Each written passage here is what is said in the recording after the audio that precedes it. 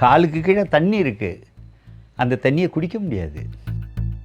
மயிலாடுதுறையில் உள்ள மக்கள்லாம் உங்கள் வீட்டுக்கு கீழே இருக்கக்கூடிய போர் வாட்டர் தண்ணியை தான் நீங்கள் குடிக்கணுன்னா ஊரை காலி பண்ணிட்டு வெளியேறிடுவாங்க, குடிக்கவே முடியாது.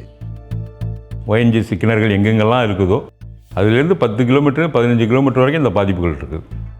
குடிக்கிற நீர், குளிக்கிற நீர் எல்லாமே எங்களுக்கு வந்து ஆபத்தாக போயிடுச்சு. ஊரை விட்டு நாங்கள் காலி பண்ணி போகிறோம், எங்களுக்கு ரேஷன் கார்டு வேணாம், ஆதார் கார்டு வேணாம், எல்லாத்தையும் நாங்கள் தூக்கி போட போகிறோம்னு சொல்லிட்டு எதிர்ப்பை காட்டியிருக்கோம். எல்லாம் செஞ்சும் இன்னும் தண்ணி பாதிச்சுட்டு தான் இருக்குது. அந்த தண்ணிக்கு மட்டும் விடிய காலமே வரல. இதுதான் மயிலாடுதுறையின் இளந்தக்குடி கிராம மக்கள் பயன்படுத்தும் தண்ணீர். இங்கு குடிதண்ணீர் என்றாலே அது காவி நிறம்தான். தெளிந்த குடிநீரை பார்த்தே 30 ஆண்டுகள் ஆகிவிட்டதாக கூறும் இந்த கிராம மக்கள் ONGC எண்ணெய் கிணறுகள் தான் இதற்கு காரணம் என குற்றம் சாட்டுகின்றனர். ஒரு 30 வருஷத்துக்கு முன்னாடியெல்லாம் கைப்பம்பு தான் எங்களுக்கு. கைப்பம்புனா 15 அடி, குறைஞ்சபட்சம் 20 அடியில் தூய்மையான குடிநீர் அப்படி கிடச்சிக்கிட்டு இருந்தது. இப்போ ONGCலாம் இங்கே வந்த பிற்பாடு 120 அடி 150 அடி போனால் கூட எங்களுக்கு இந்தமாரி காவி கடலில் தான் தண்ணி கிடைக்கிது. குடிக்கிற நீர், குளிக்கிற நீர் எல்லாமே எங்களுக்கு வந்து ஆபத்தாக போயிடுச்சு. விவசாயம்ன்றது கூட இதே தான். விவசாய நிலங்கள் எல்லாம் இதேமாரி காவியாக படிஞ்சு தண்ணி ஃபுல்லாக வெறும் காவி மயமாக இருக்குது.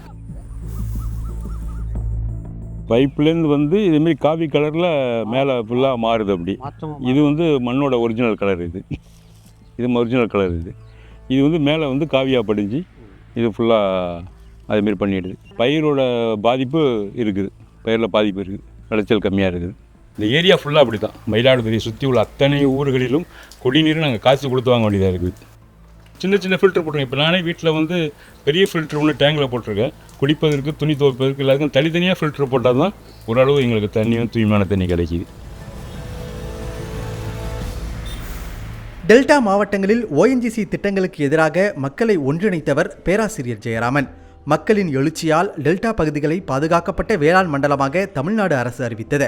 ஆனால் ONGCயின் பழைய கிணறுகளால் இன்றும் பாதிப்பு தொடர்வதாக கூறும் ஜெயராமன், ONGC போராட்டத்தின் போது தன் மீது போடப்பட்ட பொய் வழக்குகளுக்காக 9 ஆண்டுகளுக்கு மேலாக ஒவ்வொரு வாரமும் நீதிமன்ற படிக்கட்டுகளை ஏறி வருகிறார்.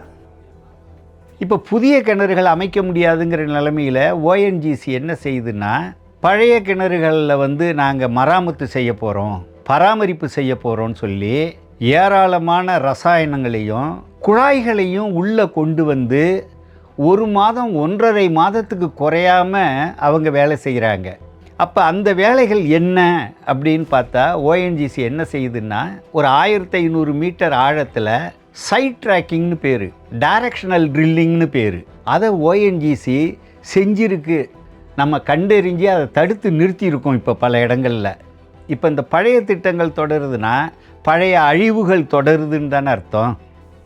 பேராசிரியர் ஜெயராமனின் வீட்டு குடிநீர் தொட்டியிலிருந்து எடுக்கப்பட்ட நீரை சோதனைக்கு உட்படுத்தியதில் அதில் புற்றுநோயை ஏற்படுத்தும் பென்சின் கலந்திருப்பது உறுதி செய்யப்பட்டதைத் தொடர்ந்து கைவிடப்பட்ட நிலையில் உள்ள ONGCயின் பழைய கிணறுகள் மீதான அச்சம் அதிகரித்துள்ளது.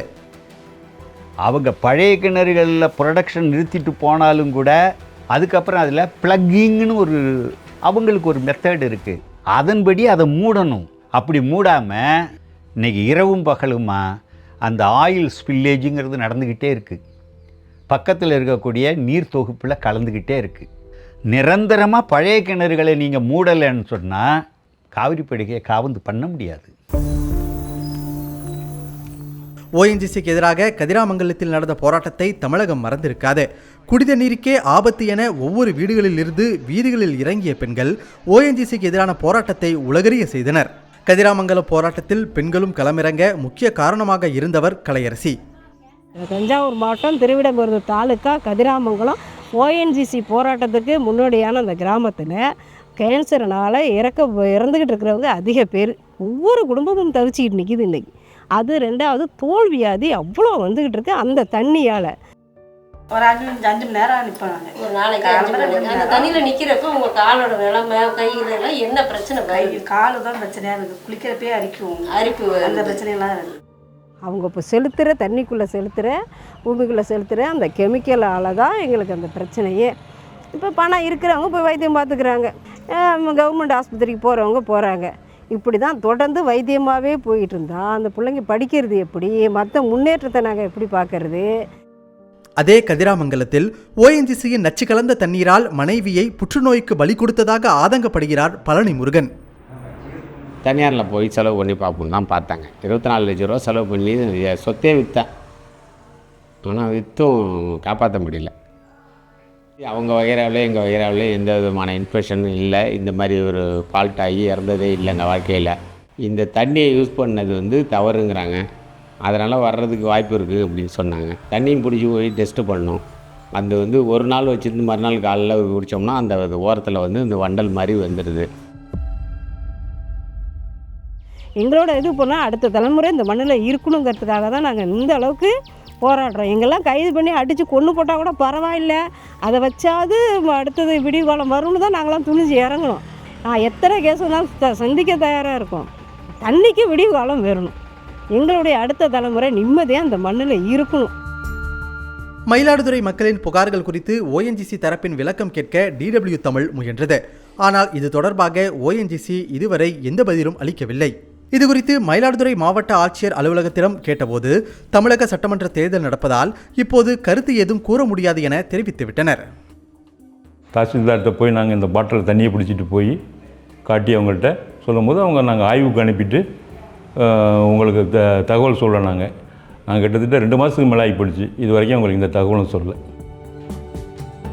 உலகமே இன்றைக்கி மாற்று எரிசக்தியை நோக்கி போய்கிட்டு இருக்கு. அதை நோக்கி நாமளும் போகணுமே ஒழிய இங்கே எடுக்கலாம் அப்படின்னு சொல்லி நினைக்குது ஒன்றிய அரசு. எடுக்கக்கூடாது. கூரையை பிரித்து எரித்தா எரியும், ஆனால் கூரையை பிரித்து எரிக்கக்கூடாது. அதை தான் அவங்க உணரணும்.